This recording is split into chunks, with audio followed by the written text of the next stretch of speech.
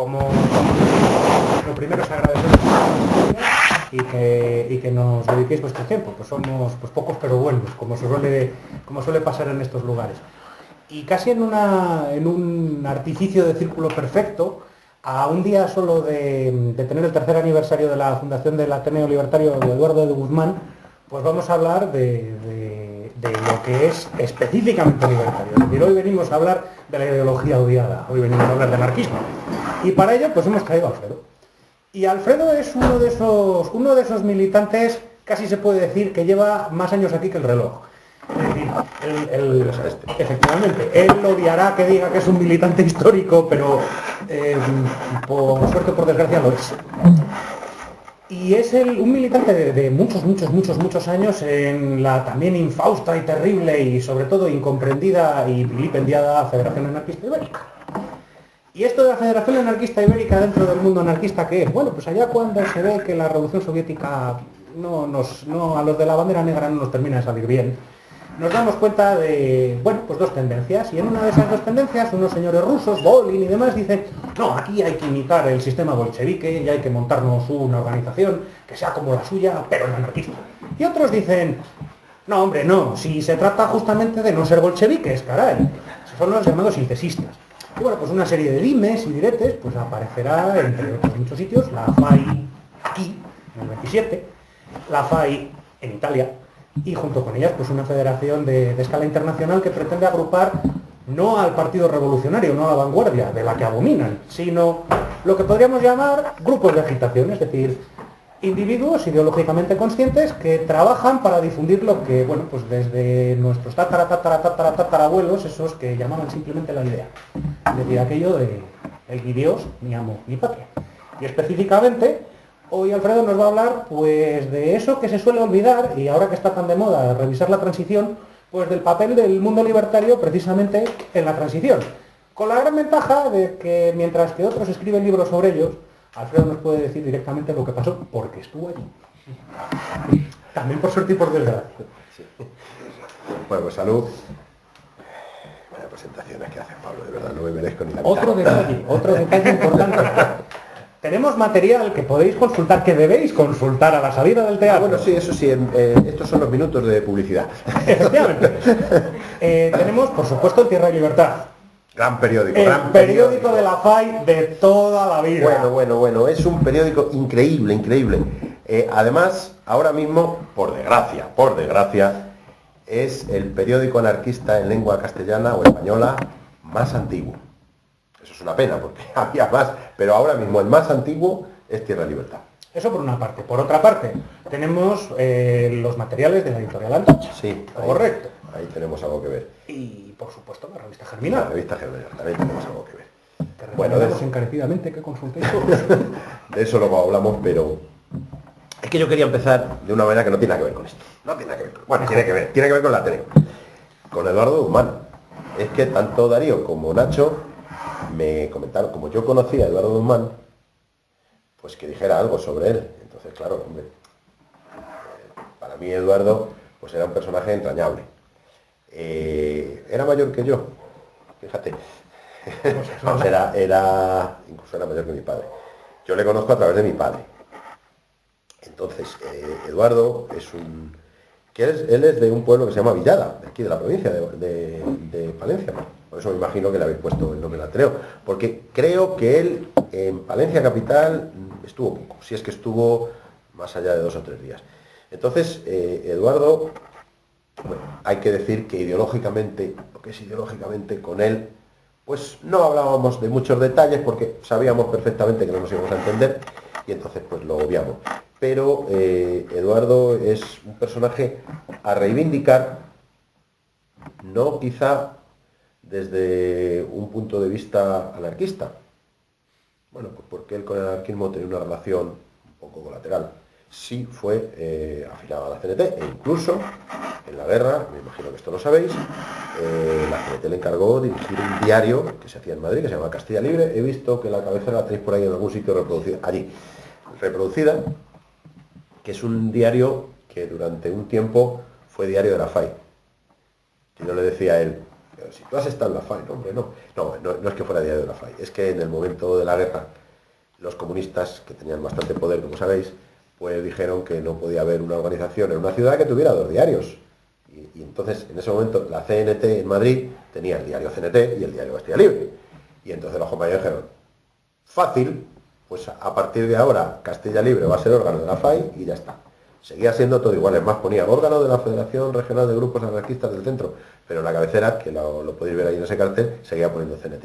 Bueno, entonces, evidentemente, ni Guzmán, ni los que no eran de la FAI de la redacción antes de ese momento, se fueron de la FAI. Bueno, eso es una anécdota. Pero yo lo que sí quería es reivindicar a Eduardo en una faceta en la que jamás se habla de él. Es decir, nosotros en nuestros medios, pues a veces hablamos de Eduardo Guzmán, hombre, este compañero, qué tal, que no sé qué. Ya, pero para mí lo más reivindicable de Eduardo es que era un periodista, como dicen en Madrid, era un periodista fetén. Es decir, era un hombre que en sus crónicas lo que intentaba es decir la verdad.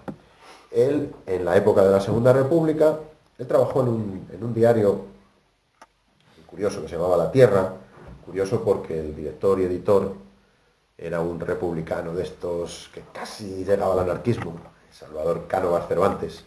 Cánovas Cervantes, le llamaban Don Niní porque ni hablaba como Cánovas ni escribía como Cervantes, eso es una broma. Era un tío amigo de anarquistas y tal.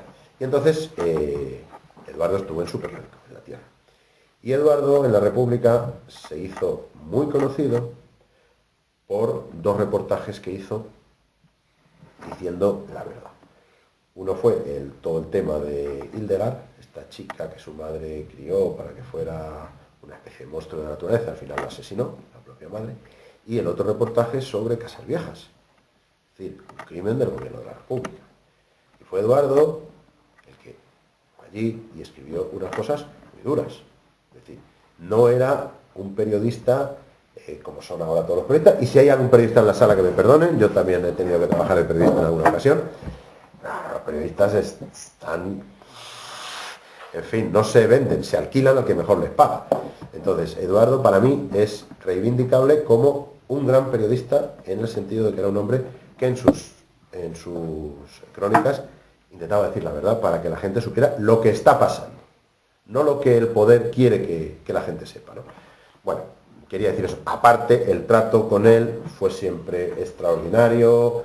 La colección del diario La Tierra, que él la tenía en casa encuadernada, pasó por mis espaldas porque iba toma a toma a llevársela a mi hermana que hizo la tesina sobre ese tema. En fin, tuvimos una relación muy muy buena que siguió cuando él, que no había sido un hombre militante de la CNT, en el momento de la escisión, pues se identificó, no es que se fuera con ellos, porque tampoco estaba en la CNT, se identificó más con la escisión y bueno, nos veíamos, nos seguíamos viendo, pero de política, si antes hablábamos poco, hablábamos menos.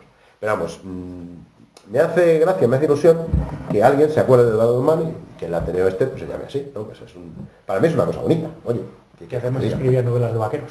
Bueno, pero eso era para sobrevivir. Que había que comer de algo, ¿no? Había que comer. Él cuando salió de la cárcel, estuvo cuando la muerte, pues claro, había que vivir. Entonces, claro, esto ya me has picado, lo voy a contar. Yo venía a hablar de otra cosa. Veréis, cuando en la clandestinidad, pues había un grupo de gente, ahí andaba mi padre. Mi padre no era anarquista. Que cada vez que alguien salía de la cárcel, se volcaban en ayudar. Entonces, cuando sale Eduardo, pues a ver, este hombre qué se le puede hacer y tal. Y entonces, no sé quién fue, le dijo, hay un editor que puedes escribir novelas del oeste y novelas policíacas. Y entonces, pues se puso a escribir con seudónimo. No fue el único, porque hay otro compañero, que ahora mismo no recuerdo el nombre, de Andalucía, que también escribió, pero Eduardo escribió muchas, vivía de eso. Y entonces él se llamaba Eduardo de Guzmán y uno de sus seudónimos era Edward Goodman. Bueno, o sea, no era del oeste, que se hacen muy fácilmente. Eso tuvo mucha gracia. Y él escribió una trilogía sobre la guerra que, vamos, los compañeros del Ateneo Libertario en el que yo estuve cuando lo reconstruimos en la transición, que era un barrio de Madrid en el que yo vivía entonces, después de Toledo, que ahí abrimos un Ateneo y casi todos los mayores, no todos los mayores habían estado en el mismo antes de la guerra. Un barrio muy libertario, de los pocos barrios libertarios que había en Madrid. Y claro, muchos de ellos habían acabado la guerra con Eduardo en el campo de Albatera, en Alicante, la caída de Alicante y todo eso. Y claro, cuando les preguntabas, oye, y entonces vosotros, léete a Eduardo que lo cuenta muy bien. O sea, que era un hombre muy... Bueno, dicho esto, no vamos a seguir hablando de Eduardo. Yo venía a hablar del anarquismo en la transición. Y es complicado hablar del anarquismo en la transición porque, primero, que la gente que vivió la transición, bueno, yo también la viví, pero era un chavalillo, pues no quiere hablar. Bueno, algunos se han muerto. Y nadie quiere hablar. Y entonces se están escribiendo unas historias de la transición bastante tremendas. Yo me asombro mucho de las cosas que se dicen y sobre todo que en la transición no existíamos. O sea, los libertarios no existíamos. Joder, vamos a ver, yo estoy perdiendo la memoria, pero todavía me acuerdo de las cosas que hacíamos, de los mítines, incluso hay imágenes de mítines, y pues éramos unos cuantos, hicimos muchas cosas. Estuvimos en la cárcel y otras muchas cosas, y coño, pues algo estábamos, ¿no? Pero no se nos tiene en cuenta. ¿Por qué? Bueno, pues porque fuimos un movimiento muy incómodo, se nos machacó y no hemos levantado la cabeza porque no se puede. Bien. Entonces paso al tema. Vamos a ver. La transición para la gente joven. Esto no tiene imagen, ¿no? O sea, que los que lo escuchen no saben que de las 200 personas que hay aquí ahora mismo, solamente hay mayores un 30%. O sea, lo hablo para los jóvenes. Vamos a ver. La transición le llamamos al momento en el que se pasa de una dictadura que ha ido evolucionando de mal a peor o de peor a mal, y se pasa al régimen que tenemos ahora, que es un régimen democrático, con un jefe del Estado que es el rey, que se elige por... no se elige, se pasa de padres a hijos, etc. Bien. Entonces, ¿por qué esa dictadura del general Franco y sus amigotes durante 40 años? ¿Por qué? Porque ganan una guerra civil. Eso lo sabe todo el mundo, ¿no? Hasta los jóvenes lo sabéis. Bien. Entonces, ¿por qué esa guerra civil? Ahora se nos habla de todo esto, entonces todo es muy sencillo: democracia, dictadura, guerra, exageraciones por un lado y por otro. Bueno, vamos a ver. Yo lo veo de otra manera. En los años 30, cuando se proclama la República, antes ha habido una dictadura de un militar, hay una monarquía, se proclama una república, hay un movimiento revolucionario en España fuerte.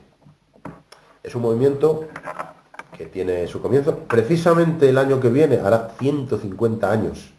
Habrá que hacer algo en Palencia, ¿eh? Contad conmigo porque estoy preparando algo por otros sitios. El año que viene hará 150 años que se crea en España una sección de la Asociación Internacional de los Trabajadores, la primera internacional. Bien, entonces, a partir de la llegada de la internacional y la toma de conciencia revolucionaria del proletariado español, con su división en marxistas y antiautoritaria, la división Partido Socialista, anarquismo, con luego sus otras escisiones los socialistas. Bien, o sea, las dos formas de entender cómo se va a llegar a esa sociedad. Los marxistas dicen que a través de la toma del poder, los anarquistas dicen que no, que hay que hacer la revolución y no tomar el poder, que luego no hay quien desencarame a los que se han encaramado. Bien. Entonces, a partir de ese momento, hay todo un proceso de concienciación, de luchas, de reivindicaciones de la clase trabajadora española. Un proceso que es duro, es duro. El sistema español es un sistema en el que la revolución industrial se ha hecho poco y mal, y donde básicamente hay muy poca burguesía industrial concentrada en el País Vasco y en Cataluña, y quien manda en el país pues son los terratenientes. Ojo, cuando hablo de terratenientes, hablo de los terratenientes que son nobles y de los terratenientes que van de sotana, que es el clero. Porque en España, al no haber una auténtica desamortización en el siglo XIX, por mucho que se diga, eso si queréis otro día lo hablamos, pero aquí no ha habido una desamortización, una cosa muy tímida, en Europa sí, pues claro, la Iglesia conserva las tierras que tenía desde la Edad Media. Es decir, que quien mantiene aquí, quien tiene el poder, son los terratenientes, tanto la burguesía como la nobleza, y esa clase social que ha surgido en el siglo X, en España en el siglo XIX con una pequeña fuerza, que es la burguesía, sobre todo en el País Vasco y en Cataluña, y luego en otros sitios, pero las dos burguesías fuertes son esas dos. Bien, entonces, contra estas fuerzas es contra quienes lucha el proletariado. Y ya digo, hay una serie de avances, retrocesos, luchas, victorias, derrotas, etcétera, etcétera, etcétera. Cuando se pasa al siglo XX, el proletariado español, no solamente el influido por las ideas anarquistas, también el organizado en el movimiento socialista democrático, o sea, el PSOE, tiene su fuerza y se consiguen cosas. Claro, se consiguen cosas porque en España no había nada. O sea, las jornadas de trabajo, condiciones laborales, que aquí no había nada, esto era medieval. Entonces se va consiguiendo poco a poco, pero a base de lucha. O sea, aquí la burguesía jamás concede nada gratuitamente.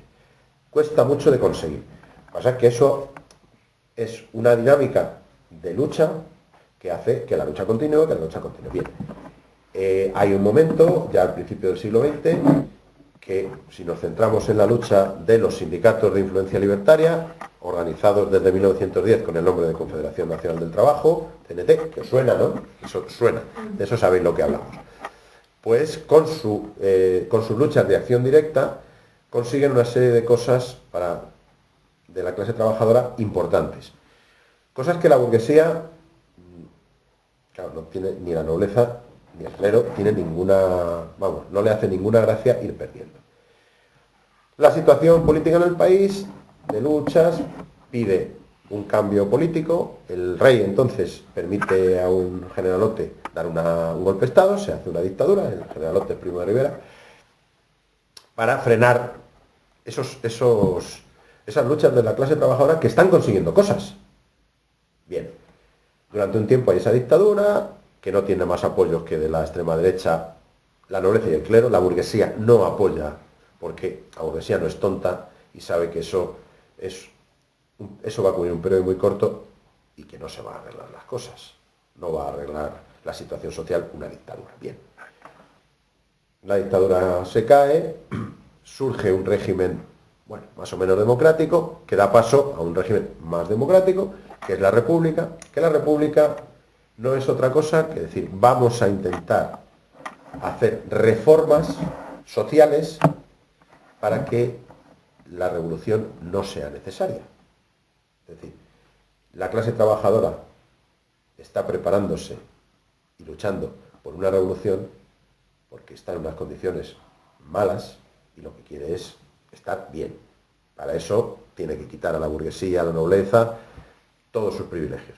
Entonces, hay una burguesía liberal que dice, bueno, vamos a hacer reformas para que eso sea innecesario. Ese es el proyecto de la Segunda República Española, sobre todo los partidos liberales, lo que se llama entonces republicanos, ¿no? Republicana, tal. Incluso los socialistas. Bien, pero es que no funciona. Es que la clase trabajadora no le parece que son poca cosa y quiere más, En 1934, bueno, acabo rápidamente con todo este recorrido. En 1934 se produce una huelga general en la cuenca minera, porque es Asturias, es un poco León y es un poco Palencia. Lo que se llama la Revolución de Octubre del 34. Donde la burguesía intenta hacer lo mismo que ha hecho en otros países europeos, que salen de la Primera Guerra Mundial en el 18 y hay una oleada de revoluciones y revueltas. Por ejemplo, la Revolución Rusa es una de ellas, o el movimiento que hay en Hungría. Entonces, después, en Europa, la burguesía consigue aplacar esos movimientos por medio del pacto y de la traición de los socialistas. Por ejemplo, en Alemania, la revuelta de los consejos obreros en el 19 se para porque un gobierno que ahora llamaríamos multicolor, donde está el Partido Socialista Alemán, que es una gran fuerza en Alemania, no es ninguna tontería, pues su ministro Noske, con ayuda de cuerpos paramilitares, los cascos de acero, machacan la revolución, asesinan a los líderes. incluso a gente de su propio partido, como Karl Liebknecht y Rosa Luxemburgo, que eran socialdemócratas. Bueno, habían hecho una escisión, pero habían sido, bueno, concretamente Rosa Luxemburgo había sido la directora de la escuela de militantes, de formación de militantes del Partido Socialdemócrata. La asesinan. No os hablo de nuestro compañero Gustav Landauer, porque ese había sido anarquista siempre. Le matan a culatazos. Bien. Eso en Alemania, por la tradición de los socialistas. En Italia, en el año 21, se da un proceso, en la zona norte de Italia, que es la zona más industrializada, se da un proceso de huelgas que acaban con la toma de las fábricas por parte de los trabajadores. Ojo al dato. Eso no se habla nunca. Le llaman allí el bienio rojo. Nunca se habla. Y son las dos grandes centrales sindicales, bueno, las dos y únicas centrales sindicales que hay en ese momento en Italia, la Confederación General del Trabajo y la Unión Sindical Italiana, que es en Italia lo que sería en España la CNT, solo que la CNT tenía 1 millón y pico de afiliados, la USI solamente tenía 500.000, pero también en Italia, en fin, es una fuerza. Bueno, pues allí sucede lo mismo. El gobierno pacta con el Partido Socialista y el Partido Socialista hace que los trabajadores del sindicato suyo dejen la ocupación de las fábricas y tal, con lo cual aquello se cae, se quedan los anarquistas solos, aquello se cae y mira qué casualidad, sale Mussolini, la marcha de Roma, con su partido fascista, salido de las filas socialistas, Mussolini, y el rey le dice que forme gobierno. Y ya sabéis lo que sigue. En España en el 34 hay una revolución, solamente en Asturias, pero puede ser un foco, y el gobierno intenta lo mismo. Pero los socialistas asturianos, los mineros asturianos socialistas dicen que no, que ellos están por la revolución social. Y entonces aquello hay que matar, o sea, hay que acabar con ello a sangre y fuego. No se atreven a mandar al ejército regular, los chicos de la mili, no vaya a ser que se junten con los revolucionarios, y mandan a los mercenarios. 2 cuerpos de mercenarios que a lo mejor os suenan, que se llaman regulares y la legión. Os suenan, ¿verdad? Bueno, pues esos son los que destrozan la revolución de Asturias a sangre y fuego. Bien, entonces, la burguesía española, la nobleza, terrateniente y el clero, saben que con los trabajadores españoles no valen componendas. Después del 34, detenidos, muertos, etc., hay otro intento de pacto, que es el Frente Popular. Vamos a ver, ahora se nos está contando que el Frente Popular es una cosa maravillosa, que los anarquistas, el Frente Popular. No, vamos a ver. El Frente Popular es una tabla de salvación de esa izquierda política, porque el fascismo que de alguna manera han creado o han permitido ellos que se creara, está teniendo auge en Europa. Y dicen, bueno, vamos a ver. Y entonces hacen. Pero no es otra cosa que una paralización de la revolución. De hecho, las huelgas, cuando el Frente Popular está en el poder, las huelgas siguen, porque los trabajadores también. Los trabajadores también. O sea, por ejemplo, el Frente Popular está en el poder y en Madrid, en el mes de julio, hay una huelga de la construcción que paraliza toda la construcción de Madrid. Toda. O sea, no hay ni una obra en Madrid, porque los comités de huelga no lo permitirían. El sindicato mayoritario, no, único en la construcción de Madrid, como en muchos otros sectores, era la UGT, el sindicato socialista. Hay una asamblea multitudinaria en un sitio que ahora son casas, y entonces allí hay los anarquistas, que eran albañiles, tenían que estar afiliados a ese sindicato, no es como ahora que puedes hacer un sindicato, tenían que estar en la UGT. Bueno, pues en esa asamblea hay una serie de albañiles que son anarquistas que dicen, no, lo que está planteando la directiva del sindicato, no sé qué, no sé cuánto, y empieza a haber rotura de carnes de la UGT impresionante. Al día siguiente se crea el sindicato de la construcción de la CNT con 5.000, el primer día 5.000 afiliados. Cuando llega el 18 de julio la sublevación fascista, la construcción de Madrid está en huelga. Está en huelga. Y una de las cosas que se quiere conseguir, que claro, empieza la guerra, es la semana de 35 horas. ¿Por qué? Porque en Sevilla, donde en la construcción la CNT tenía mucha fuerza, ya se ha firmado un convenio colectivo, que llamaríamos ahora, con la patronal, donde se reconocen las 35 horas de trabajo semanales para la construcción. Es decir, el movimiento revolucionario, anarquista y no anarquista, estaba consiguiendo una serie de cosas que la burguesía y la nobleza ya estaban empezando a tener. Decir, bueno, estos, a ver cómo les paramos. Entonces, el fascismo, en España se llama falange o de mil maneras, es una contrarrevolución preventiva. Es decir, la guerra civil no es un problema de que la gente se pegara tiros por la calle. No. Es que los que mandan tienen que hacer una contrarrevolución preventiva porque ven que la revolución les va a quitar. O sea que la revolución es inminente.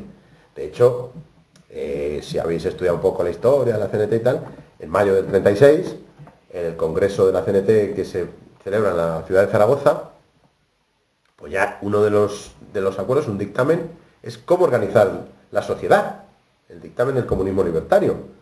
Y además es un dictamen precioso, porque no son esas recetas para la olla del futuro que se cachondeaba Marx. No, el dictamen ese, si alguna vez lo habéis leído, dice: cuando la alimentación, el vestido y la vivienda estén asegurados para todos los ciudadanos, experimentaremos todo lo experimentable.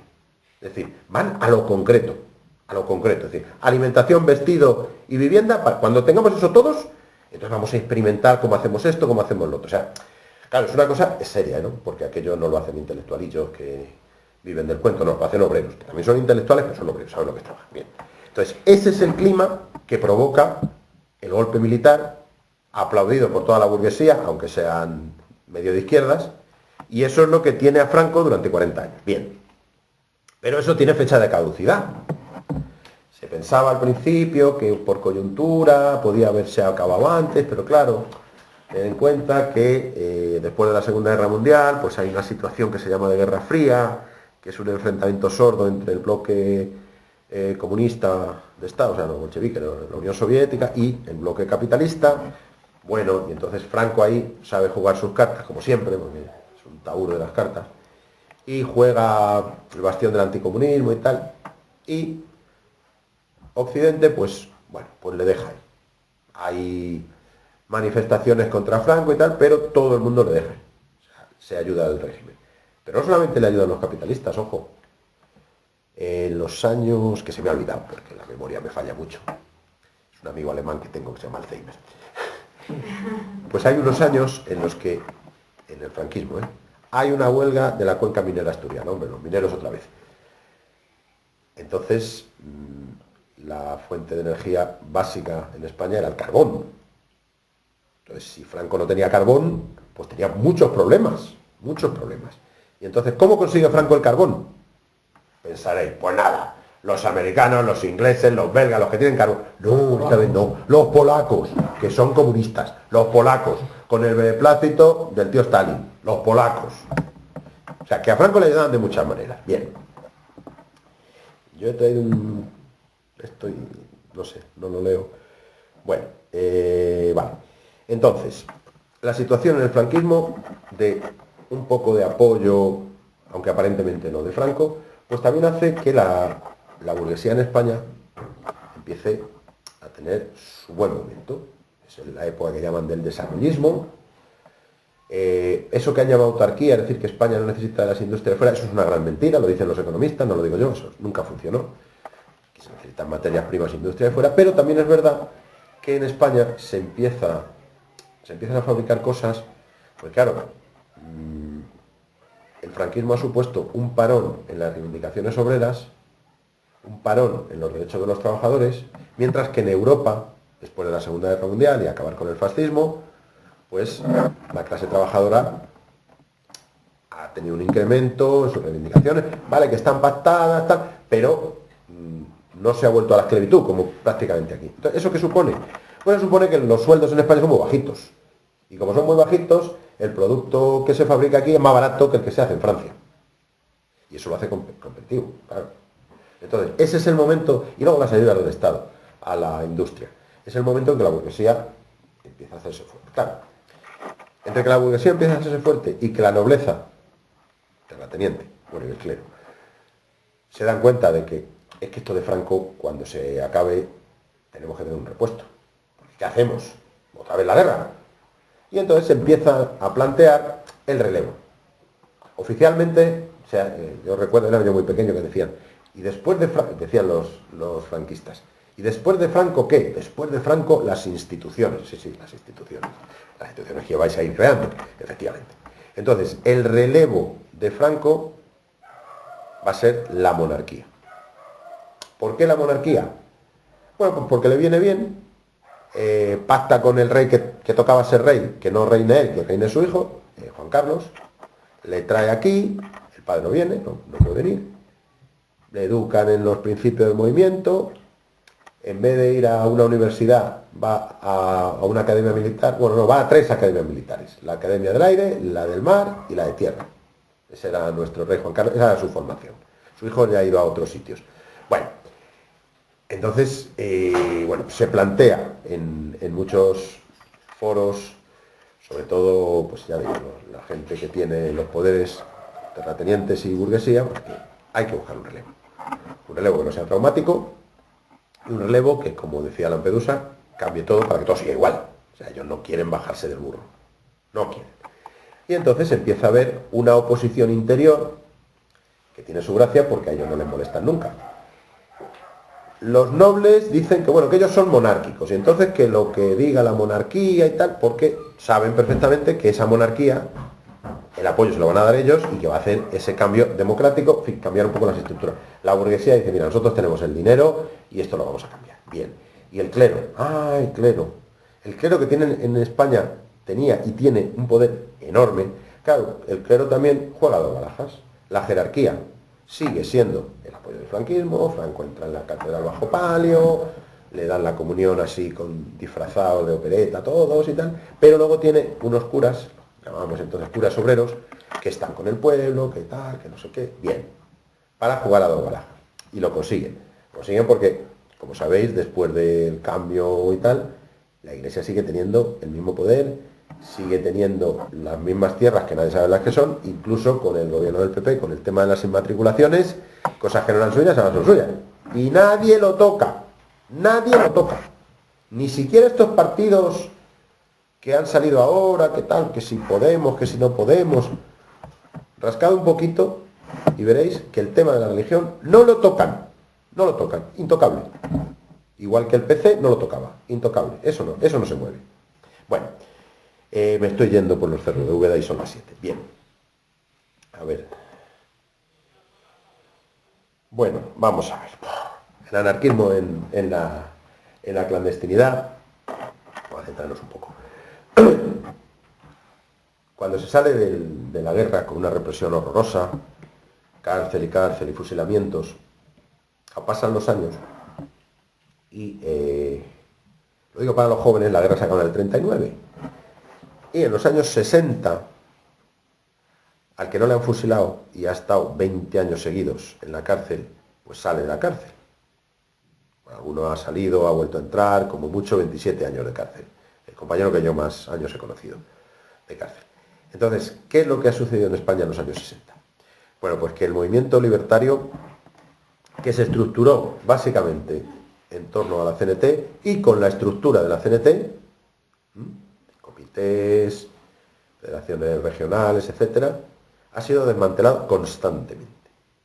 O sea, se dice, y también la cifra, no me acuerdo si eran 21 o 23, comités nacionales de la CNT que han caído víctimas de la represión de Franco.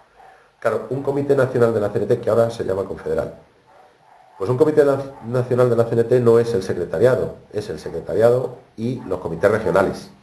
Y en una época incluso hubo una cosa que no ha habido nunca más, que eran los comités provinciales. O sea, cada vez que cae un comité nacional de la CNT, puede ser que caigan fácilmente 30 y tantas personas, o más. Es decir, hay momentos en que en la misma cárcel están 16 y 17 comités nacionales de la CNT. O sea, es una riada de detenciones de compañeros impresionante. Eso por cuestiones orgánicas. Por cuestiones de activismo, hay fusilamientos, agarrotamientos.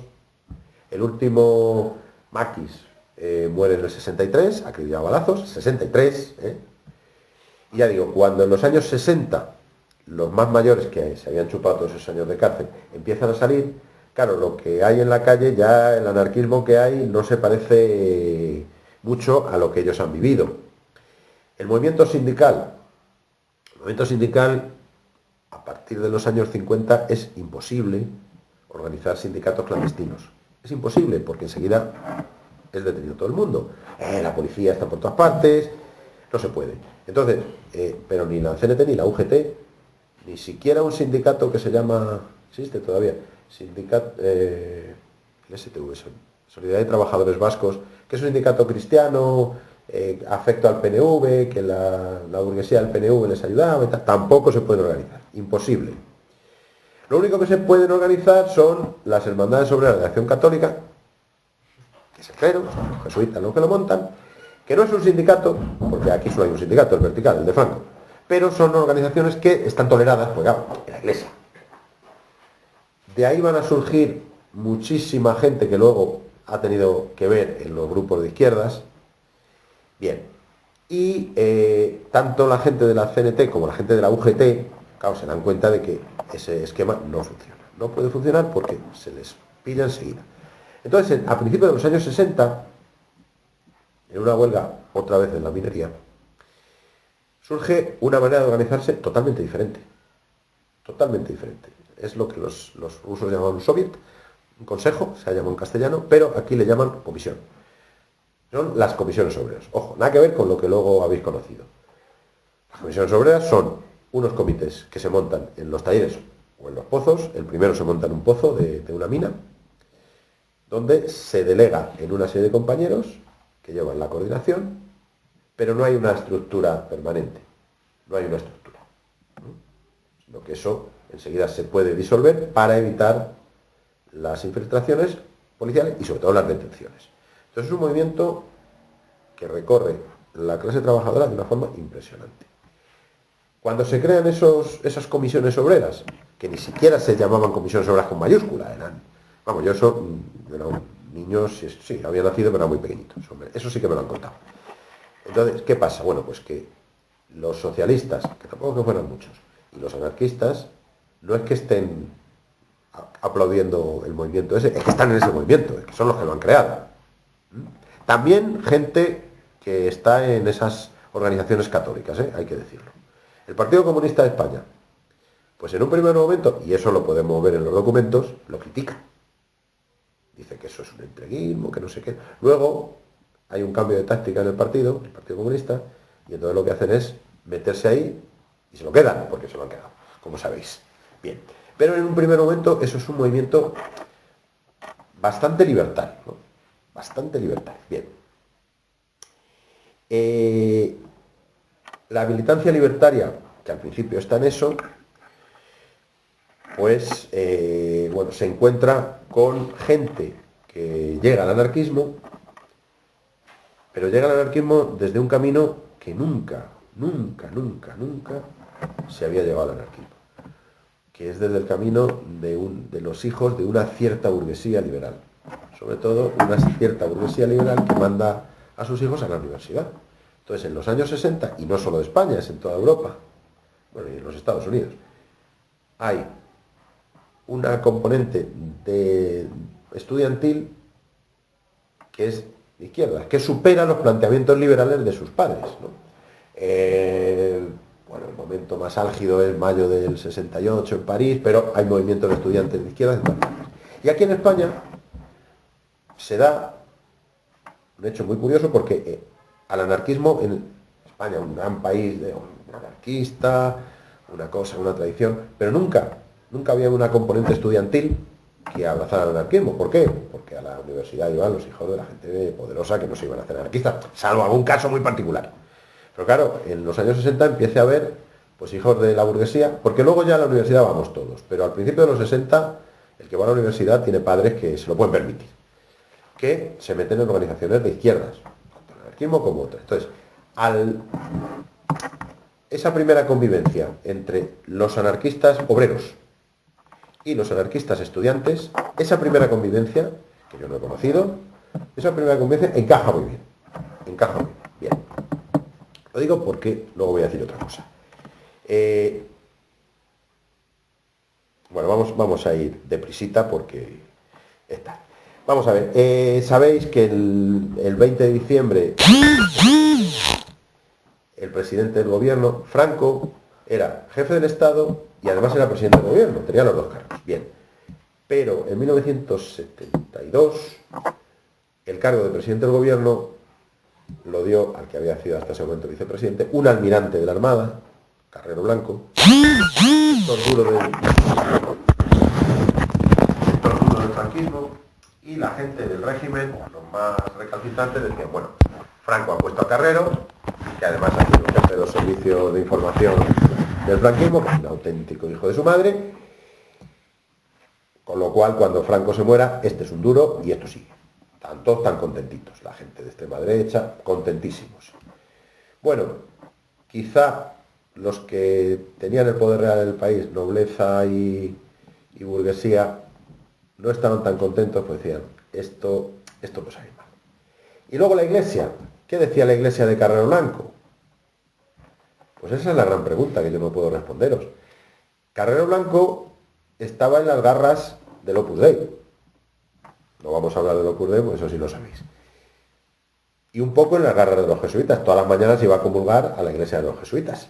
O sea, era un tipo ultracatólico. Pero la Iglesia como que tampoco le hacía mucha gracia eso de que después de Franco fuera otra vez una dictadura, porque sabían que no podía ser, que la gente iba a saltar, que no podía ser. Y además ellos habían preparado también ese cambio. Y el cardenal Tarancón, que era en ese momento, bueno, en esos momentos era el presidente de la conferencia episcopal, el cardenal primado, en fin, el jefe de la Iglesia, pues había optado ya descaradamente por decir, no, tiene que haber un cambio, tiene que haber un cambio. Entonces llega Carrero, ¿no? Hombre, qué casualidad, Carrero el 20 de diciembre del 73 vuela por los aires y le ha matado la ETA. Oye, qué cosas. Y le ha matado la ETA, que ha preparado el atentado yendo a la iglesia de los jesuitas, donde este comulgaba todas las mañanas. Qué casualidad. Bueno, vamos a ver, le ha matado la ETA, vale, le ha matado la ETA, de acuerdo. También, si vais alguna vez a Madrid, enfrente de la iglesia donde comulga este hombre todas las mañanas, que es la iglesia de los jesuitas, que sigue, enfrente, o sea, cruza la acera y está la embajada de los Estados Unidos. Que sabéis que es un país que se caracteriza por tener sus embajadas con mucha seguridad. Coño, ¿no se daban cuenta de que todos los días durante meses había dos mendas que iban allí? Qué raro. Pero bueno, le mató la ETA, vale, de acuerdo. Entonces, cuando muere Carrero, claro, el franquismo, los partidarios del Franco y tal, es el momento de la división. Es el momento de la división. Hay algunos, los menos, sobre todo los militares, y no todos, que se radicalizan, mano dura y tal, y el resto del aparato del franquismo dicen, esto no tiene salida. Como no lo cambiemos nosotros, va a cambiar desde abajo y nos van a poner finos. Y entonces, ese movimiento de la transición entre el 70, o sea, este muere en diciembre del 73, entre el 74 y ya el 75, que muere Franco a finales, pues están empezando a moverse, y digamos que la oposición también se mueve. A partir de los años 60 y el cambio de estrategia del Partido Comunista, el Partido Comunista no era nada, hasta el 60, no era nada. Los anarquistas estaban repartidos por todas las cárceles de España. En todas las cárceles había anarquistas. Los comunistas se habían concentrado en la cárcel de Burgos. Pero también había anarquistas allí. O sea que no eran muchos. Pero ellos tienen un cambio de política, y empiezan a hablar de otras cosas, de la reconciliación, así de cosas que ahora te parecen raras. Entonces también se meten en el movimiento de comisiones obreras, no le hacen ascos a la Iglesia, incluso hay un movimiento, claro, la Iglesia, ya digo, jugador barajas, pero hay un movimiento de cristianos de base, que yo respeto, que se llaman cristianos por el socialismo, que consideran que el socialismo también está en la Biblia, en el Nuevo Testamento. Bueno, oye, y se lo creen.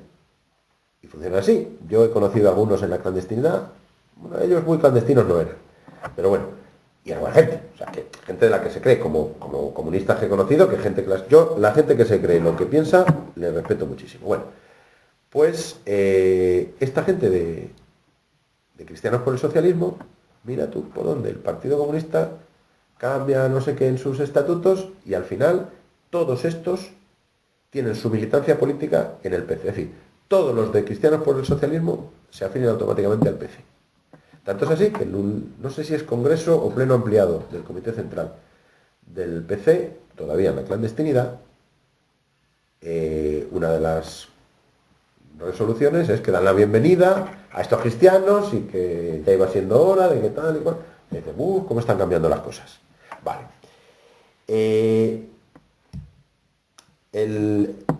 El Partido Comunista monta con un abogado que es un chisgarabís que vive todavía, tipo que ha sido franquista, que tuvo que ver en la independencia de de Guinea Ecuatorial, un tipo raro, y vive. Monta una cosa que se llama Junta Democrática, que es el PC, y algunos grupos, bueno, que tampoco eran muy conocidos, es el PC básicamente. El Partido Socialista, que en el interior, la verdad es que tenía poca gente, tiene en 1974 un congreso clandestino, en la ciudad francesa, bueno, clandestino no es de España, allí es legal. En la ciudad francesa se escribe Suresnes, y ese congreso del Partido Socialista es muy importante. Es muy importante porque estaba cantado que el secretario general del Partido Socialista era uno del exilio. No tenía alguien en el interior. El partido del exilio, el Partido Socialista del exilio, controlaba mucho la organización del interior, de manera que tampoco tenía mucha gente porque eran muy controlones. Incluso ha habido alguna gente que se ha ido del partido y se monta su propio partido, como por ejemplo el PSP y tal, luego reingresó en el PSOE. Entonces en Suresnes estaba cantado que el nuevo secretario general iba a ser alguien del interior. Eso lo sabíamos hasta nosotros, los que no estábamos en el Partido Socialista, lo sabía todo el mundo. Y también se sabía que el que mejores posibilidades tenía era uno que era metalúrgico, era obrero, era de la UGT, que se llamaba Nicolás Redondo, que luego fue secretario de la UGT durante mucho tiempo. Yo creo que ha muerto ya. Era el que tocaba, el obrero, tal. Y cuando llegan allí al Congreso, pues este obrero dice que no, que mejor alguien joven. Y que hay unos muchachos en Sevilla, que la agrupación de allí, que se le puede dar. Y entonces, el secretario que es nombrado en este Congreso es uno que a lo mejor os suena, que era un abogado de Sevilla, se llama Felipe González. Suena, ¿verdad? Bueno, eso provoca un rifirrafe, de manera que la organización del exilio mayoritariamente se va del PSOE, dice, no, el PSOE somos nosotros, vosotros no, se crea el PSOE histórico, escisión. Bien, paralelamente, el clero, que se ha repartido por muchos sitios, pues hay organizaciones, igual que esa que os he comentado de Cristianos por el Socialismo, que acaban en el Partido Comunista, pues hay otras organizaciones que van a otros sitios. Por ejemplo, hay una, que no me acuerdo cómo se llama en un principio, que acaba montando un grupo maoísta que se llamaba ORT, Organización Revolucionaria de los Trabajadores. Pues esos vienen de un grupo, AST se llamaba, Asamblea Sindicalista del Trabajo, algo así, no sé. Esos vienen de la iglesia, además de los jesuitas. Hay una editorial que se llama Zero Six, que publican muchísimas cosas que nadie puede publicar, pero ellos sí, porque vienen del clero, que tienen una componente un poco libertaria, han evolucionado, son un poco libertarios. O sea, la iglesia está por todas partes. Y hay una componente muy importante de la iglesia que ha montado partidos socialistas al margen del PSOE en diferentes regiones. Pero son partidos socialistas que los ha creado el clero. Y esto lo sé, vamos, no es que me lo hayan contado, y no solamente que viví esa época, sino que yo soy de un pueblo muy pequeñito de la provincia de Valencia, al que antes iba, ya no voy. Y allí el Partido Socialista, que se llamaba Partido Socialista del País Valenciano, lo monta el cura Pardo, viene allí y lo monta. Entonces, ese socialismo regional, que aquí en Castilla también se ha hecho, pues claro, es un socialismo que dice, primero, no es marxista. Segundo, el tema del internacionalismo no lo ve. Es más bien regional. Y tercero, los curas están. Entonces se hacen diferentes partidos socialistas en diferentes regiones, bueno, en todas. Entre ellos tienen una coordinación que se llama Federación de Partidos Socialistas, y lo dejamos de momento ahí. Bien. Los libertarios, ¿qué hacemos en ese momento? Bueno, pues el final del franquismo, años 73, 74 y 75, en el anarquismo en el interior, no me refiero al del exilio, porque en el exilio estaban a lo que dijéramos nosotros, nos mandaban todo lo que pedíamos y cosas que no pedíamos te las mandaban también. En el interior hay un debate muy fuerte en esos momentos, pero fortísimo, porque hay, claro, esto en ese momento no lo veíamos así, pero hay una componente obrera, digamos, anarquismo tradicional, y hay una componente, vamos a llamarla estudiantil, que ese término de pequeño burgués a mí no me vale, una componente estudiantil. Entonces, claro, esas dos componentes de alguna manera tienen que chocar. Cuesta que choquen, o sea, porque la verdad es que yo, eso sí lo recuerdo, no Sí lo he vivido y no recuerdo grandes choques. Pero sí se notaba que había diferencias. Y no me refiero a diferencias de que los compañeros estudiantes estuvieran mejor preparados que los compañeros obreros, porque no era así tampoco. A veces sí, a veces no. Pero había diferencias. Entonces, surge... Bueno, la verdad es que nosotros estábamos organizados. O sea, que no se decía, porque claro, el estar organizado en una cosa anarquista pues suponía una condena muy fuerte. Nosotros estábamos organizados. Teníamos federaciones anarquistas, por ejemplo, en Madrid la llamábamos Federación Anarquista de Barrios, porque los grupos anarquistas, más que de afinidad, eran territoriales, eran de barrio. Bien. Entonces, el debate que se produce, y producir un debate en la clandestinidad es muy difícil, porque no se pueden dar reuniones como esta de ahora, 250, 260 personas en esta sala. No, difícil, porque las reuniones son a ver dónde nos reunimos, pues hay una iglesia que nos deja el cura, ya estamos con el cura, me cago en Dios, no sé qué, no sé cuánto. Es complicado, es complicado. Y los debates también son complicados, porque hay mucha gente que dice, oye, ¿y a ese quién le ha traído? Pues no sé, pues no. Pues los del grupo de tal barrio, oye, ¿vosotros le conocéis? Bueno, sí, es un tío. Pero joder, a ese le vi yo el otro día en una cosa de los troncos. Bueno, pues a ver. O sea, es complicado. No, es complicado, es complicado. Y no me lo estoy inventando. Normal que con los troscos de por medio todo es complicado. Es complicado, es complicado. O sea, yo me acuerdo de una reunión que conseguimos meternos en la Universidad Autónoma y tal, en un aula, joder, cerramos, tal, venga, ya no sale nadie. Y habla uno y otro dice, pero tú andabas con los de la Falange Auténtica. Dice, sí, yo soy nacional sindicalista, pero tal. ¡Puah!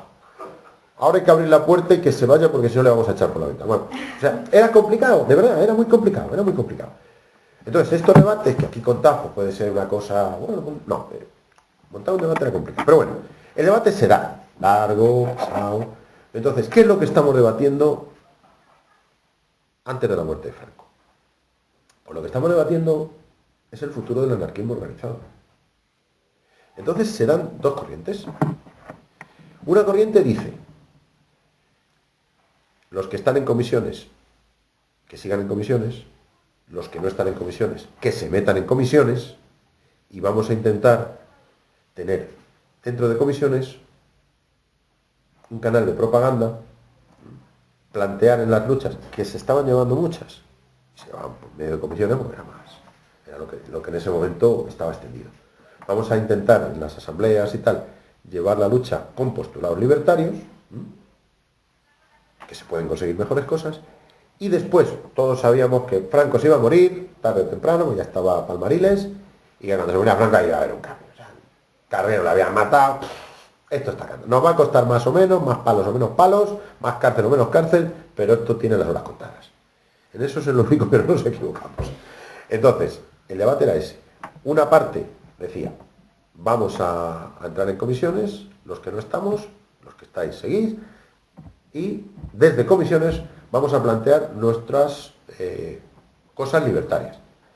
¿Qué es lo que va a suceder? Cuando la apertura permita que comisiones sea legal o una fórmula de ese tipo, el PC se lo va a llevar de lo que se llama correa de transmisión, es un concepto marxista, es decir, va a ser el sindicato del partido. Y entonces nosotros plantearemos a las asambleas, que ya podrán ser legales, grandes y tal, una serie de puntos que definen una organización de tipo sindical revolucionario libertario. Es decir, toma de decisiones, cargos que no son decisorios, etcétera, etcétera. Entonces, una vez nosotros, que ya se nos conocerá, a algunos se le conocía, pero ya se nos conocerá un poco como corriente, planteemos eso, probablemente no vamos a conseguir que Comisiones Obreras se convierta en un sindicato como fue la CNT, sino que se convertirá en un sindicato como en ese momento era la CGT francesa. Aunque la verdad es que se sigue llamando comisiones, pero bueno. Pero podremos hacer que esa corriente de opinión organice algo que se llame como se llame, porque el nombre en ese momento no importaba mucho, que sea lo que fue antes de la guerra y durante la guerra, la CNT. Eso era un planteamiento. Vale. Ese lo cuento así porque es que yo estaba en ese planteamiento. Y luego estaba el otro planteamiento. Y el otro planteamiento decía, Idiotez. Eso que estáis planteando es una idiotez. Si nos metemos en comisiones a tope, el Partido Comunista y los curitas van a impedir que hagamos nada. Les vamos a hacer el trabajo sucio en las manifestaciones, en las concentraciones, en las huelgas, y no vamos a conseguir nada. Lo mejor es que ahora reconstruyamos ya la CNT. La reconstruimos ahora. Entonces, claro, los que no lo teníamos así de claro, bueno, vamos a ver, pero es que hoy somos 4 monos. ¿Cómo vamos a construir una organización? Claro, nosotros pensábamos en el pasado. Una organización de 1,5 millones de personas. 1,5 millones de personas. Si ahora seremos 100.000. El número no me lo estoy inventando. En ese momento seríamos la gente libertaria, más o menos, dice, bueno, pues el grupo de aquí, los de allí, los de esta provincia, los de... Calculamos unos 100.000. Vale. Imposible, claro, pero mucha de la gente que planteaba esto decía, sí, nosotros somos pocos, pero tened en cuenta que paralelamente a nosotros ha habido gente que ha evolucionado de posturas clericales a posturas cuasi libertarias.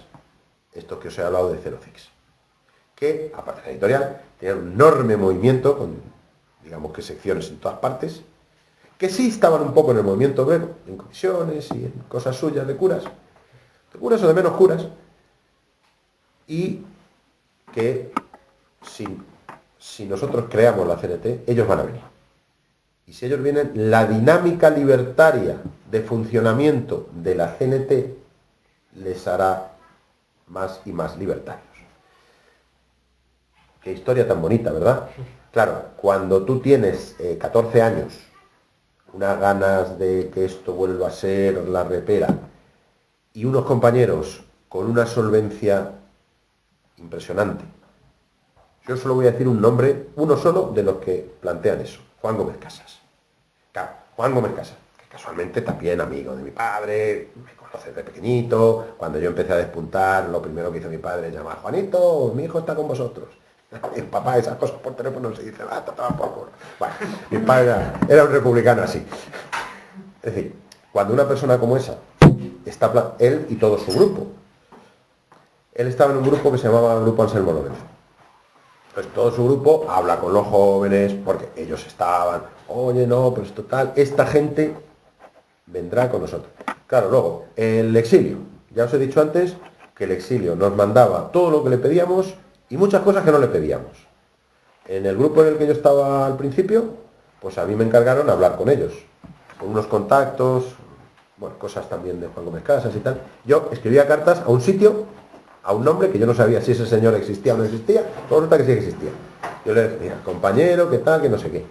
Que hemos visto que tenéis unos folletos, a ver si nos pueden mandar 3 o 4 folletos. Una caja enorme llena de folletos. Bueno, así. Claro, los del exilio, pues también estaban en esa línea. No seáis tontainas, no vais a conseguir nada. Reconstruir la CNT y tal. Y oye, eres joven y hay un momento en el que vamos a reconstruir la CNT. Claro, han pasado 40 años. Si hubiéramos hecho lo que planteábamos algunos, yo no sé qué habría sido de nosotros, ¿eh? No lo sé. Igual habría sido peor. Pero al reconstruir la CNT, tuvimos una serie de problemas que quizás son los que estamos arrastrando en el movimiento libertario actualmente. Ya digo, si lo hubiéramos hecho como queríamos algunos, pues hubiera sido una cosa, yo qué sé, total, a lo mejor mucho peor, no lo sé. La cuestión es que nos lanzamos a la reconstrucción de la CNT, muy bien.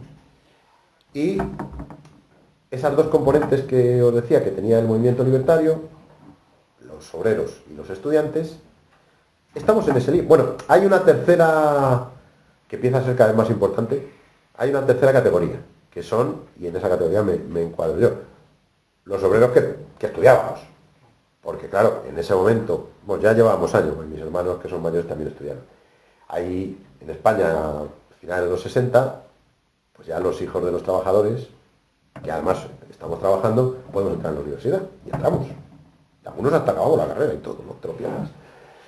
Entonces, se da esa figura también del obrero estudiante. Bueno, pues digamos que esas 3 componentes, entre la gente más joven, los mayores son los mayores, se dan en ese momento. Bien. Y entonces nos lanzamos a construir sindicatos, todavía en la clandestinidad.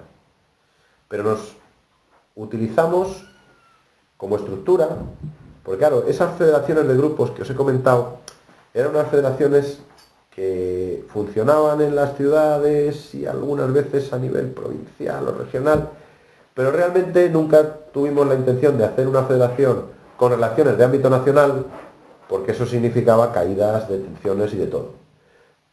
Entonces, cuando nos lanzamos a reconstruir esta CNT, lo que utilizamos, ¿qué estructura utilizamos si no existe la estructura de la federación de grupos? Pues utilizamos la estructura de los mayores que se conocían. Entonces, los mayores de Santander, que eran poquitos, dicen, aquí, tranquilo, nosotros lo preparamos. Los mayores de Valencia, que había varios grupitos, no, tranquilos, que aquí lo preparamos. Y esa estructura es la que nosotros utilizamos. Vamos, nosotros, sobre todo los mayores. De no haber nada así organizado, os puedo decir que Franco se muere en noviembre. Bueno, pues un mes antes de morirse Franco, se muere una compañera mayor, muy mayor, en Madrid. Al entierro no vamos todos porque no se nos dice. Luego nos cuentan lo que ha pasado. El entierro de esa compañera, al cementerio, pues debieron ir pues cerca de 100 personas. Esto nos lo contaron después, a trozos. Bueno, el entierro de esta compañera, después del entierro, nos juntamos en un ángulo del cementerio y hemos constituido ya una relación de todas las regiones de la CNT. ¡Ostras! Ya lo habéis hecho, ya está. Bueno, no está. Está, digamos, una posible estructura. Ahora hay que retenerla. Bien, eso es poco antes de la muerte de Franco. Para que os hagáis una idea del espíritu. Franco muere en noviembre, perdón, en febrero del siguiente año, es decir, 4 meses después, hay un documento, tengo una copia metida en plástico, os la puedo escanear si queréis, donde es una hojita, donde se dice una serie de reivindicaciones que hace el Pleno Nacional de Regionales de la CNT. Y era verdad, no era un vacile.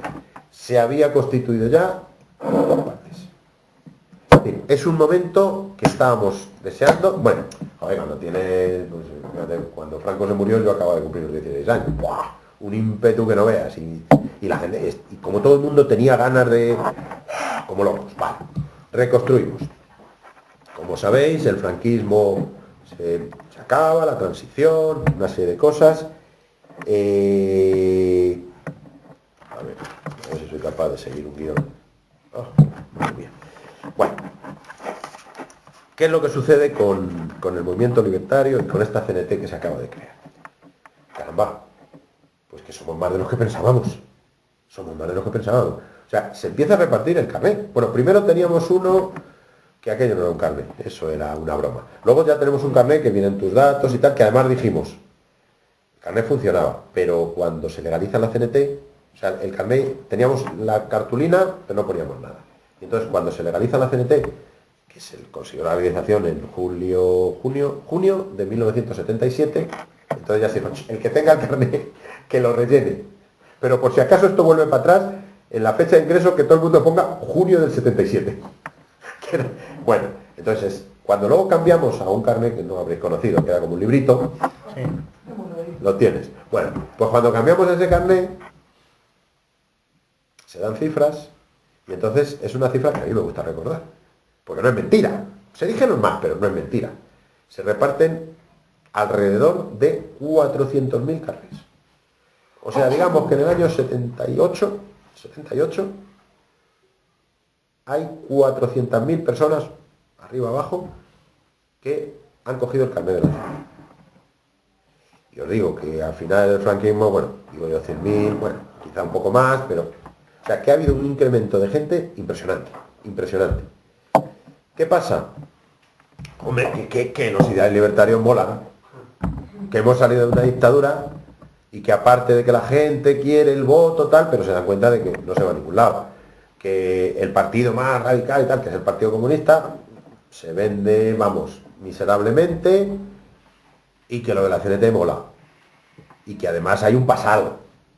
Y hay un pasado de lucha y de conseguir cosas. Y en los años 70, en España, hay mucho que conseguir, porque no hay nada. O sea, la legislación del franquismo era tremenda. Y entonces, aquello es un movimiento que, jolín, vamos, yo recuerdo el primer mitin legal que se dio, el segundo, porque el primero se dio en una ciudad de Cataluña, que no me acuerdo cuál era, una de las grandes, pero fue en un sitio cerrado, y el segundo mitin legal, que siempre pasa por ser el primero, que fue en San Sebastián de los Reyes, en Madrid, no nos lo creíamos. Solamente los mayores sabían lo que iba a pasar. No nos lo creíamos. Cuando el día del mitin vimos aquello y tal, digo, alucinante. Esto es alucinante. Una plaza de toros llena, el graderío, la arena, la gente por fuera. Hubo que poner los altavoces hacia la calle para que la gente que estaba afuera pudiera oír el mitin. Claro, los jóvenes el mitin nos parecía un rollo, pero bueno, estamos en la era. Una cosa increíble, claro, ¿qué pasa? Pero claro, los poderes también lo vieron. Y sobre todo se creyeron que éramos más todavía. O sea, me acuerdo de unas declaraciones ya recién legalizado el PC, que fue de lo primero que se legalizó, que hizo el secretario general de ese momento, Santiago Carrillo, que le preguntaban por los anarquistas. Y él dijo, oh, no me hable usted, eso nada, esos son estudiantes, no, eso no tiene nada. Y al poco, ¡oh!, San Sebastián de los Reyes. 2 meses después, en Montjuïc, en Barcelona, las fotos, yo no estuve. Las fotos son increíbles. O sea, ¡buah!, una cosa. Entonces, claro, dijeron, oye, estos van en serio. Estos van en serio. Entonces, primera cosita, pues claro, pasar de 400.000 afiliados a lo que al cabo de eso fue en el 78, pues al 82, los que había, que no voy a contar cuántos eran porque no os lo vais a creer de los pocos que yo entonces, bueno, sí, yo sigo estando en la primera, estaba y estoy. ¿Qué es lo que pasó? ¿Qué es lo que pasó? O sea, ¿por qué? ¿Por qué de pronto desaparece tanta gente? Bueno, pues la clave está en los pactos. Esta democracia, este reino en el que vivimos, claro, sale del franquismo a base de pactos. El franquismo, con la derecha menos franquista, con la izquierda, la oposición, etc. Clero, hay una serie de pactos. Entonces, el más conocido, porque tiene nombre, es el Pacto de la Moncloa, donde los sindicatos, que son comisiones obreras que se han convertido en sindicatos, y los socialistas, que hicieron como hicimos nosotros, montan su propio sindicato, el viejo sindicato, y luego otros sindicatos más o menos clericales, más o menos no sé qué, como es la USO y algunos que ya ni existen. Bueno, entonces hay unos pactos firmados entre el gobierno, que entonces es la UCD quería decir Unión de Centro Democrático, eran los franquistas que se habían pasado a la democracia. UCD. Nosotros decíamos que quería decir perdón.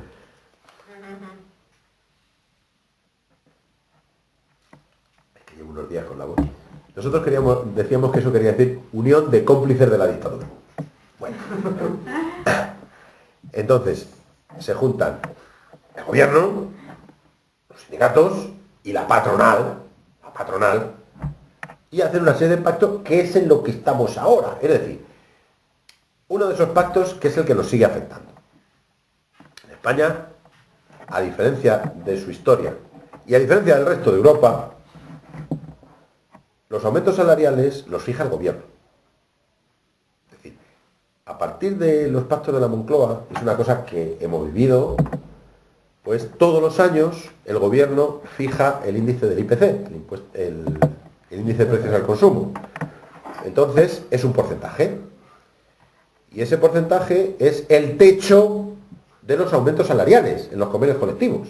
Es decir, si el gobierno dice, para el año que viene el IPC va a ser del 2,3%. Eso quiere decir que nadie va a conseguir un aumento salarial del 2,5%, por mucho que luche, porque sería ilegal. Y eso lo firman, por supuesto, la patronal encantada, y lo firman los sindicatos. ¿No? A cambio de firmar eso, claro, hay regalos para todos. Ahí hay regalos para todos.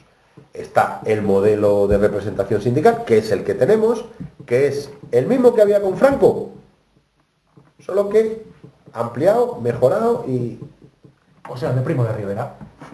No. El de Primo de Rivera, Comité paritario. que no. El de Primo de Rivera estaba en la UGT. No. ¿Qué va? Lo de Primo de Rivera era una tontería comparado con lo de Franco. Así. El Primo de Rivera no se atrevía a hacer mucho. Porque tampoco... Primo de Rivera era un paréntesis. Si lo sabía él, bueno, no sé si lo sabía. Pero la burguesía lo sabía y los políticos lo sabían. Por eso el UGT colaboró. No. Esto es lo perverso que es ahora una representación sindical, un comité de empresa. Vamos a ver, algunos de los que estamos aquí no trabajamos por cuenta ajena porque los comités de empresa nos han impedido que trabajemos en las empresas. No sé, a lo mejor somos unos cuantos aquí. Es decir, es un poco el sistema franquista, pero modernizado y democratizado. Entonces, la CNT, que ya digo, un sindicato que a lo tonto tiene mucha gente, se plantea si vamos a ir al pacto de la Moncloa o no. Porque hasta ese momento la CNT sale en los periódicos. Me acuerdo, hubo un pleno regional de sindicatos de la regional de Asturias-León. Y ese pleno nos enteramos por vía interna y nos enteramos por la prensa, porque mandaban gente allí.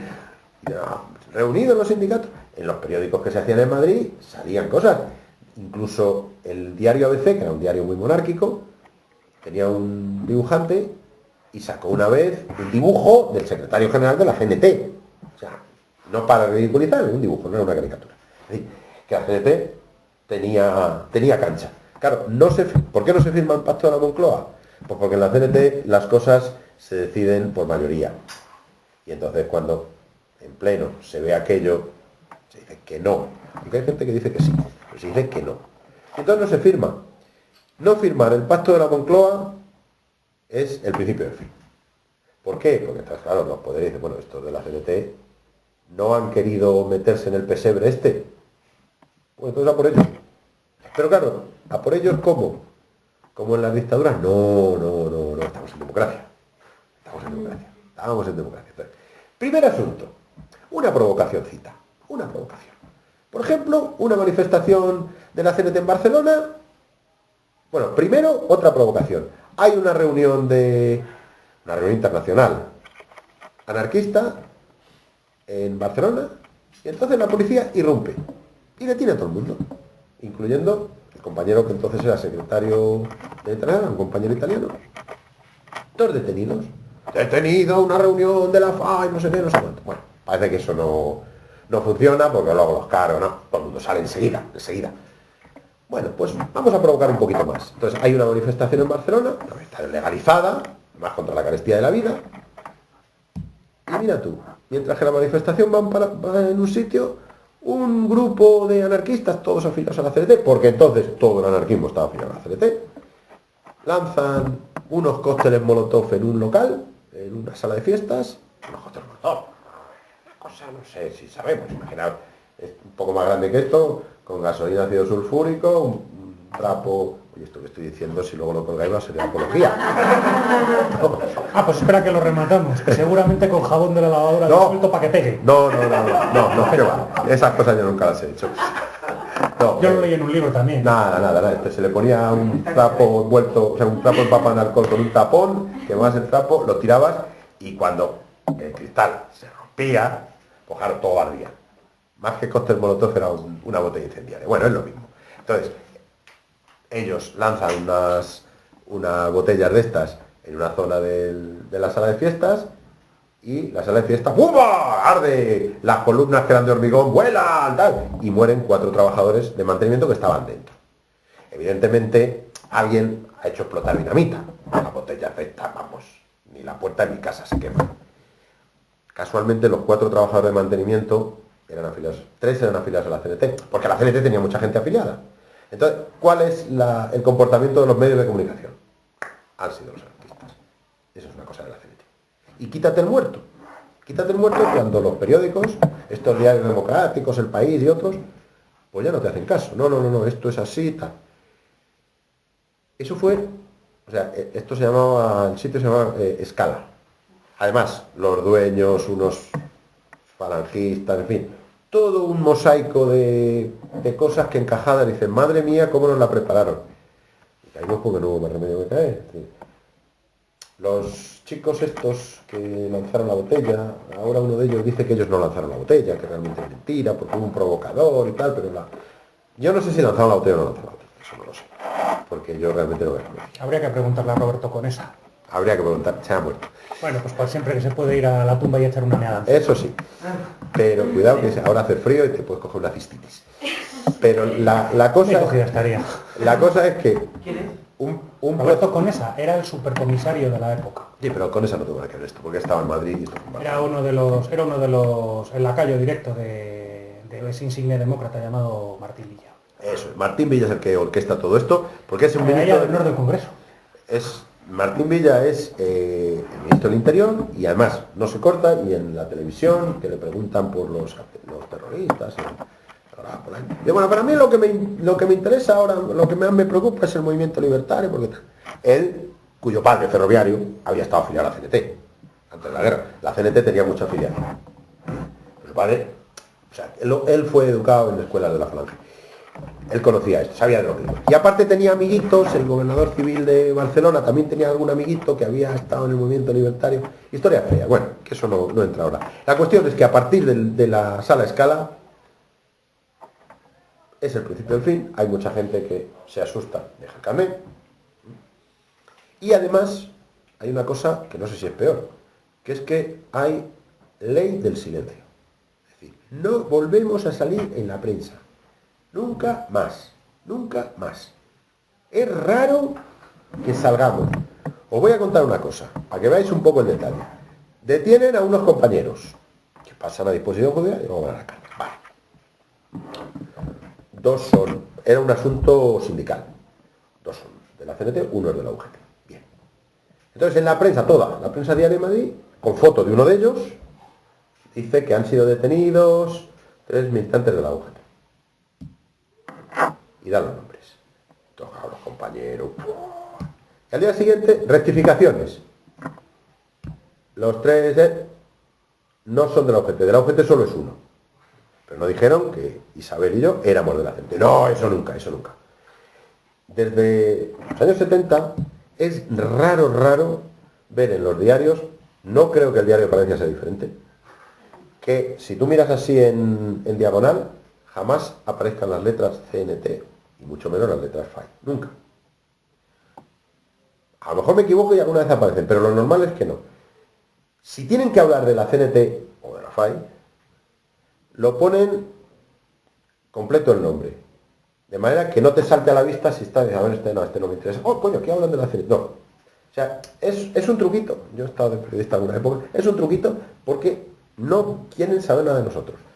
Bien, lo de la Escala fue un gran golpe. Pero hubo otro segundo golpe. Que tenemos que hablar de él.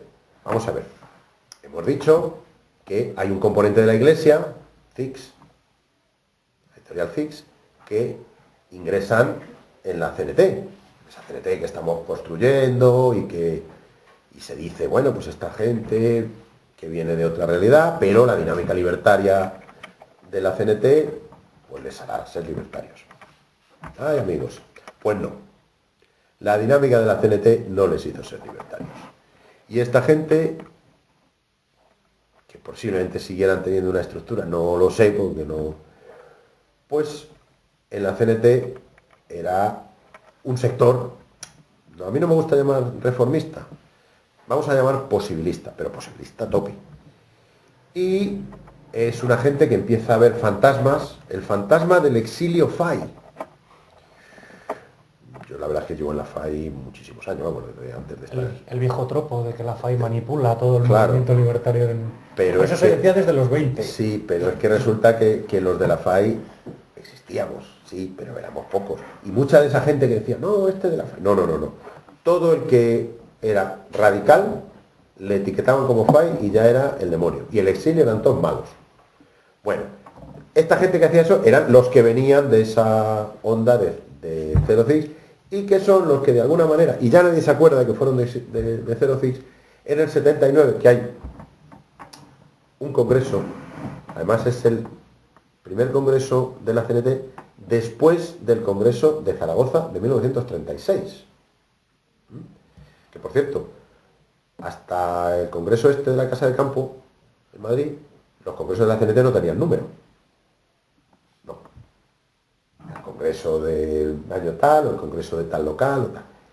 En el congreso de la Casa de Campo, y esto os lo cuento, y si alguien nos dice lo contrario, ya vosotros veréis quién tiene razón, quién miente. Hay unas reuniones previas al congreso, y hay una reunión que vienen los del exilio. El exilio andaban divididos. Se habían dividido en dos, porque unos decían que hasta que no hubiera un congreso en el interior no se podía romper los acuerdos que habían hecho que la CNT participara en los gobiernos de la República, otros decían que a tener eso, que no, y andaban divididos, se separaron, se volvieron a unir, se volvieron a separar. Cuando llegamos al Congreso de la Casa de Campo, están separados. Hay dos CNTs. Una muy numerosa, que son los del exilio tal, y otra menos numerosa, porque además tenían un periódico que ya habían dejado de hacer, se llamaba Frente Libertario, pero bueno, existían. He de deciros, entre paréntesis, que cuando yo me encargaba de hablar con el exilio en la más dura clandestinidad, me escribía con los dos exilios y los dos exilios me trataban de maravilla. Me mandaban cosas, ninguno dijo, oye, no te hables con los del otro lado. Excelentes. Antes del quinto congreso hay reuniones orgánicas de la CNT y hay otras reuniones que no son orgánicas. ¿A qué lo vamos a ver? No son reuniones de la FAI, ¿eh? Ahí hay gente que está en la FAI y otra gente que no. Y entonces en esas reuniones, recuerdo la reunión donde hay un cambio de impresiones, se plantea como un cambio de impresiones entre compañeros veteranos, compañeros jóvenes, compañeros del exterior y compañeros del interior. Es decir, había gente con experiencia, algunos jovencitos que no teníamos experiencia, un exilio y otro exilio. Vamos a llamarles por el nombre de los periódicos. El exilio de Espoir, el exilio de Frente Libertario. Y entonces ahí se habla, no sé qué. No se iba a tomar ninguna decisión porque no era una reunión orgánica. Claro, los jóvenes estábamos con las orejotas aprendiendo mucho y escuchando así. Y los mayores, tanto los del interior como los del exterior, que con una corrección debida, estaban hablando de cosas que nosotros estábamos a cuadros. Y entonces una de las cosas que se plantean es que para no reconocer a un exilio o a otro exilio las reuniones de uno y las reuniones de otro, lo que vamos a hacer es dar continuidad a la CNT desde el Congreso de Zaragoza hasta el actual, que vamos a celebrar dentro de poco, como haciendo un paréntesis. Entonces, ¿cómo se puede conseguir eso? Pues numerando el Congreso. Entonces, si el de Zaragoza fue el número 4, el que celebramos ahora será el número 5. Y así quedó la cosa. Esto lo cuento porque también lo viví. Curiosamente, por esas cosas, hay una equivocación, porque el Congreso de la Casa de Campo no era el número 5, era el número 6. Sí, porque no se tuvo en cuenta que la CNT se crea en 1910, pero en 1911 hace un congreso. Entonces, bueno, pues numeramos el del 11 como el 1 y el del 10 como el fundacional. Bueno, un poco de cacao. Pero la verdad es que ahora la CNT sigue celebrando congresos y los sigue numerando. Bueno, eso es una anécdota. Entonces, la realidad es que el segundo gran mazazo que nos pegan es en la preparación de ese quinto congreso, empieza a haber enfrentamientos. Surge una organización que le llamamos los paralelos, porque era una organización paralela a la CNT, de gente de la CNT que se organizaba como la CNT dentro de la CNT. Me explico. Si había un sindicato de pescadores en Gijón, pues dentro del sindicato de pescadores se organizaba un grupo que era un poco un grupo organizado, como si fuera un partido político. Bien. Le llamaban grupos de afinidad anarcosindicalista. Nosotros le llamamos la paralela. Entonces, esos están orquestados para, en ese congreso que vamos a celebrar, llevarse la CNT hacia sus planteamientos. Lo que pasa es que esto es un patio de vecinos y aquí hay mucho cotilleo y nos enteramos y entonces estos que eran también tan burócratas como nosotros o como el que más, pues hacen un acta de una reunión que tienen en Málaga, cae en manos de quien no debía. Hay expulsiones, en Barcelona hay un cacao de 3 pares de narices. Total, que llegamos al congreso de la Casa de Campo, llamado Quinto Congreso, y hay dos posturas enfrentadas. La de quienes, la protagonizada por esta gente que viene de esos entornos de 06 y tal, que lo que plantean es un cambio de estrategia. No lo dicen así, pero tú lo ves y dices, no. Estos compañeros lo que están planteando es un cambio de estrategia. Es decir, aceptar el modelo de representación sindical del régimen, los comités de empresa, aceptarlo, cambiar el modelo de toma de decisiones de la CNT, es decir, que los comités tengan capacidad de decisión, y abrir la mano si caen subvenciones de donde caigan. Esos son los puntos. Esto no está en ningún sitio así, por escrito y tal. Yo hago un análisis, desde que lo viví, análisis lo he hecho después. Entonces, esos son los 3 puntos que se van a pelear en ese congreso. Lo que pasa es que se van a pelear sin hablar de eso, porque entonces, oye, que si los paralelos, no, pues que los de la FAI, los de la FIGA, que era una federación anarquista que se hizo, duró poco, pero bueno, estuvo ahí, además hacían, bueno, esto se puede decir porque ya está todo prescrito, pero hicieron atracos, en fin, fue un poco follón aquello. Pues también lo mismo, en fin, hubo enfrentamientos, hubo tal. Lo curioso es que el primer punto del Congreso, ratificación o no de principios, tácticas y finalidades de la CNT, no hizo falta ni votar, se aprobó por aclamación. Todo el mundo ahí aplaudiendo, tal, y con la CNT. Y me acuerdo que uno de los, digamos, líderes destacados de esta gente, le oigo que dice, bueno, pues ya nos podemos ir, porque ya está, ya, el Congreso ya está, ya nos podemos ir. Ya, si se ha aprobado esto, ya no podemos hacer nada. Pero no, tuvieron eso. Y en ese Congreso, cuando este sector se da cuenta de que no va a salir esas 3 cosas, ni otras, pero vamos, esas son las fundamentales, se van. No se les echa, ¿eh? No sé si os han contado que el quinto Congreso se les echa. Allí no se echa a nadie, ellos se van. El Congreso sigue, pero ellos se marchan. Ya fuera de lo que es el local del Congreso, estaban allí ya hablando, no me acerqué, pero estaban hablando, y el Congreso de la CNT siguió. Es más, siguió esa tarde y esa noche. Fue una sesión maratoniana. Se acaba el Congreso, se elige un secretario general, etcétera, etcétera.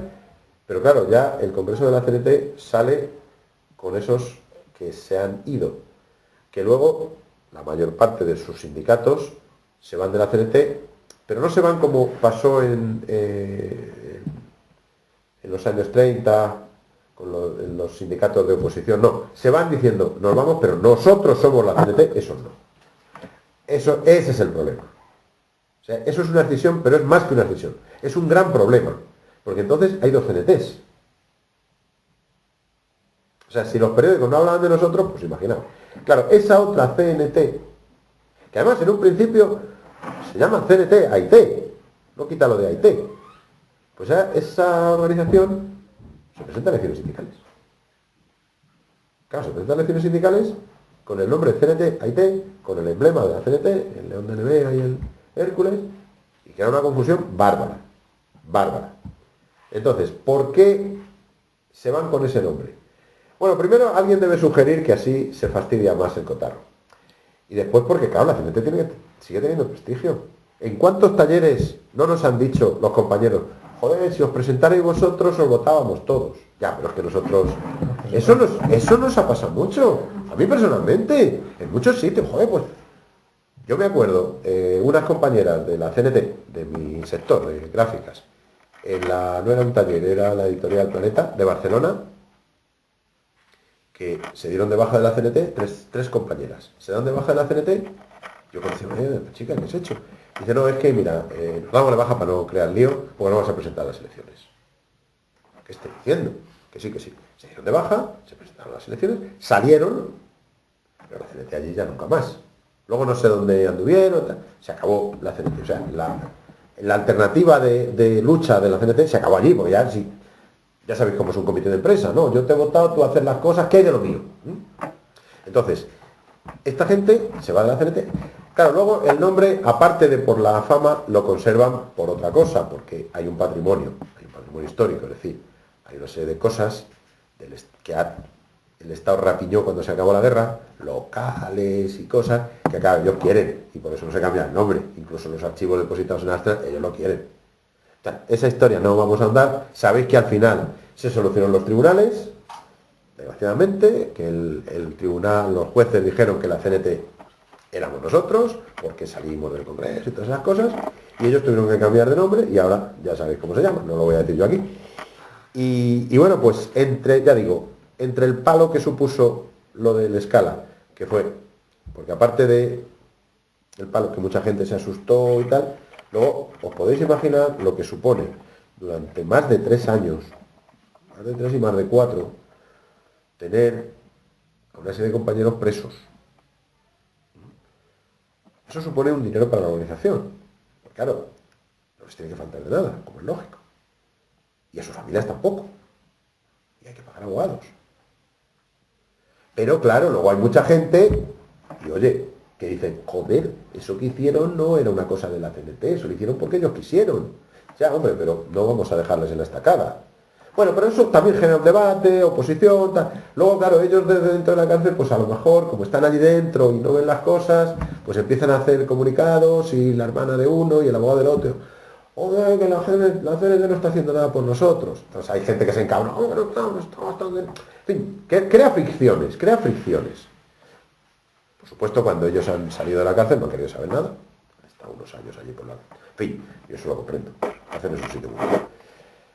Pero eso provocó, ya digo, una desbandada. Y luego, ya el quinto congreso, pues ya fue una desbandada general. Es decir, después del quinto congreso, lo que es la CNT, AIT, o sea, la CNT, estábamos de capa caída. Alguna vez hemos levantado cabeza, luego nos han vuelto a machacar, alguna huelga que se ha ganado, luego no sé qué. La verdad es que no, el panorama desde entonces hasta ahora, y vosotros lo conocéis, no es que sea muy bollante, no son los años 30, no son los años 30. Lo de la CGT no quiero saber nada porque, bueno, iban a ir a los comités a vaciarlos de contenido y veo que no han vaciado de contenido nada, se han llenado los bolsillos algunos. Pero bueno, eso es otro tema y eso no entra aquí. La pregunta, si hubiéramos hecho aquello que algunos compañeros zumbaos habíamos planteado de meternos en comisiones y tal, ¿qué hubiera pasado? Pues no lo sé. Pero igual estábamos peor. No lo sé. Igual de mal pero distinto. Igual de mal pero distinto. La realidad es que estamos donde estamos. Pasó todo esto y eso.